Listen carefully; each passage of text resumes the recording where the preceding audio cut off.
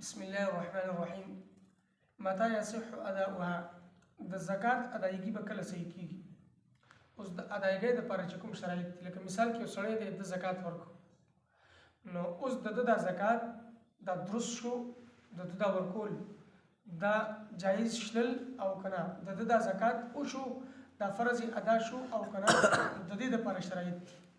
اول شرط لا يصح اداء الزکات الا اذا نوى الزکات عند دفع المال الى الفقير. اول شرط دا دی چې د کله زکات ورکوي فقیر لا، محتاج لا، مستحق لا، نو د ورکولو په وخت کې به نیت کوي د زکات چې دا د زکات رقم دی او دا د سړي له ورکوم، نو دا نیت به دی وکړي، نو بیا به ورکړي. چې نیت یې وکړو د ورکولو په وخت کې نو د زکات صحیح شو، چې نیت یې ونه کړو نو زکات یې نه صحیح کېږي. او نوى الزکات عند دفع المال الى الوکیل الذي يقوم بتوزيعه بين المستحقين للزکات. یا دا لکه فقیر او مستحق خو د دنه لري دي، خدای جل را پیسې ورکي چې دا پیسې وي ساغه فلاني فقیر لورکا، فلاني ځکه کوم غریب دی هغه لورکا، فلاني ځکه کوم مستحق دی هغه لورکا. نو د چې د کوم وکیل لورکي چې ځان له وکیل جوړي چې دا مال هغه ته ورسي، نو د وکیل لورکول وخت کې بده زکات نیت وکړي چې کوم سړی د ذمہ دار جوړي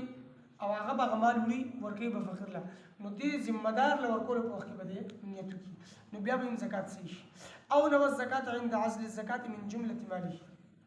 یا د جدا کولو په وخت کې چې د خپل مال کله جدا کوي د زکات د مال چې جدا کوي،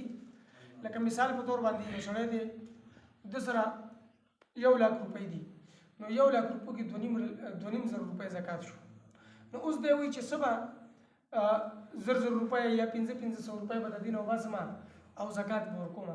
خو دا 1 لک روپۍ دي، نو دینه 2.5 ټولې په یو ځل د زکات پیسې جدا کړم، نو بیا چې څوک مخې له راځي 540 روپۍ